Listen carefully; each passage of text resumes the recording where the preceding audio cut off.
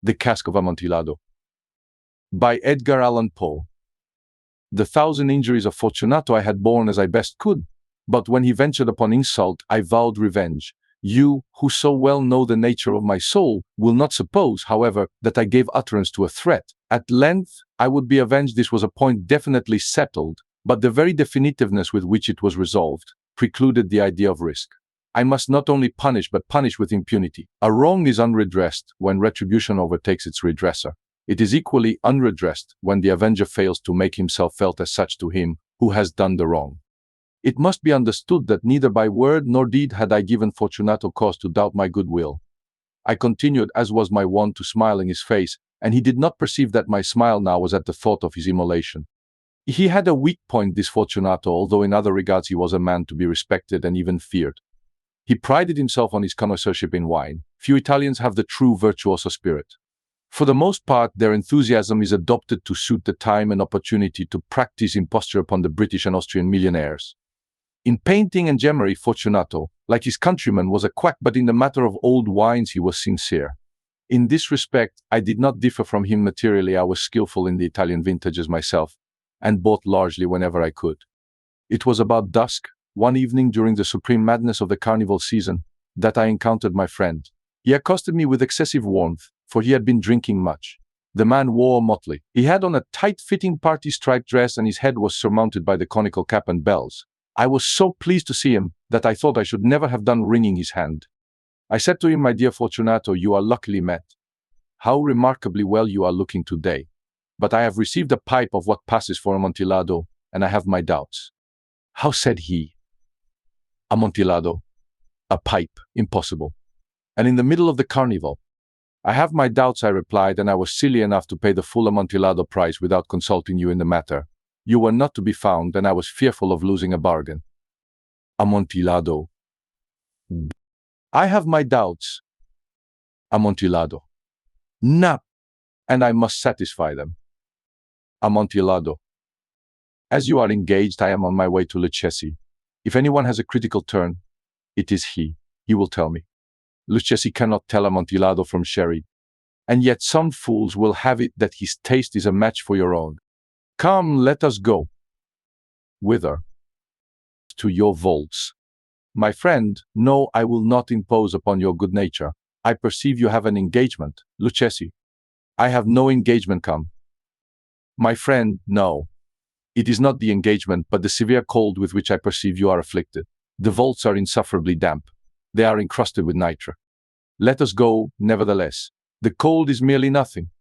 Amontillado, you have been imposed upon, and as for Lucchesi, he cannot distinguish sherry from Amontillado." Thus speaking, Fortunato possessed himself of my arm. Putting on a mask of black silk and drawing a roquelaire closely about my person, I suffered him to hurry me to my palazzo. There were no attendants at home. They had absconded to make merry in honor of the time. I had told them that I should not return until the morning, and had given them explicit orders not to stir from the house. These orders were sufficient, I well knew, to ensure their immediate disappearance, one and all, as soon as my back was turned. I took from their sconces 2 flambeaux, and giving one to Fortunato, bowed him through several suites of rooms to the archway that led into the vaults.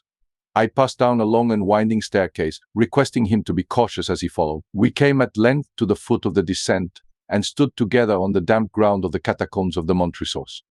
The gait of my friend was unsteady, and the bells upon his cap jingled as he strode. "The pipe," said he. "It is farther on," said I, "but observe the white webwork which gleams from these cavern walls." He turned towards me, and looked into my eyes with 2 filmy orbs that distilled the rheum of intoxication. "Nitre?" he asked at length. "Nitre," I replied. "How long have you had that cough?" "Oh, oh, oh, oh, oh, oh, oh, oh, oh, oh, oh, oh, oh, oh." My poor friend found it impossible to reply for many minutes. "It is nothing," he said, at last. "Come," I said with decision, "we'll go back. Your health is precious. You are rich, respected, admired, beloved. You are happy as once I was. You are a man to be missed. For me, it is no matter. We will go back. You will be ill, and I cannot be responsible. Besides, there is Lucchesi." "Enough," he said. "The cough is a mere nothing. It will not kill me. I shall not die of a cough." "True, true," I replied. And indeed, I had no intention of alarming you unnecessarily, but you should use all proper caution. A draught of this medoc will defend us from the damps." Here I knocked off the neck of a bottle, which I drew from a long row of its fellows that lay upon the mold. "Drink," I said, presenting him the wine. He raised it to his lips with a leer. He paused and nodded to me familiarly while his bells jingled. "I drink," he said, "to the buried that repose around us. And I to your long life." He again took my arm, and we proceeded. "These vaults," he said, "are extensive." "The Montresors," I replied, "were a great and numerous family. I forget your arms." "A huge human foot D, or in a field azure the foot crushes a serpent rampant whose fangs are embedded in the heel. And the motto, Nemo me impune lacessit." "Good," he said. The wine sparkled in his eyes and the bells jingled. My own fancy grew warm with the medoc. We had passed through walls of piled bones with casks and puncheons intermingling into the inmost recesses of catacombs. I paused again, and this time I made bold to seize Fortunato by an arm above the elbow. "The nitre," I said, "see, it increases. It hangs like moss upon the vaults. We are below the river's bed. The drops of moisture trickle among the bones. Come, we will go back ere it is too late. Your cough." "It is nothing," he said, "let us go on. But first, another draught of the medoc." I broke and reached him a flagon of the grave. He emptied it at a breath. His eyes flashed with a fierce light. He laughed and threw the bottle upwards with a gesticulation I did not understand. I looked at him in surprise. He repeated the movement, a grotesque one. "You do not comprehend," he said. "Not I replied. "Then you are not of the Brotherhood." "How?"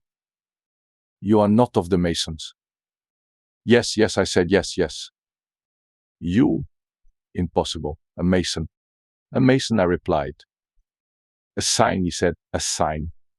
"It is this," I answered, producing a trowel from beneath the folds of my roquelaire. "You jest," he exclaimed, recoiling a few paces. "But let us proceed to the Amontillado." "Be it so," I said, replacing the tool beneath the cloak and again offering him my arm. He leaned upon it heavily. We continued our route in search of the Amontillado. We passed through a range of low arches, descended, passed on, and descending again, arrived at a deep crypt in which the foulness of the air caused our flambeau, rather to glow than flame. At the most remote end of the crypt there appeared another less spacious. Its walls had been lined with human remains, piled to the vault overhead, in the fashion of the great catacombs of Paris. 3 sides of this interior crypt were still ornamented in this manner. From the 4th side the bones had been thrown down, and lay promiscuously upon the earth, forming at one point a mound of some size. Within the wall, thus exposed by the displacing of the bones, we perceived a still interior recess in depth about 4 feet, in width 3, in height 6 or 7. It seemed to have been constructed for no especial use within itself, but formed merely the interval between 2 of the colossal supports of the roof of the catacombs, and was backed by one of their circumscribing walls of solid granite.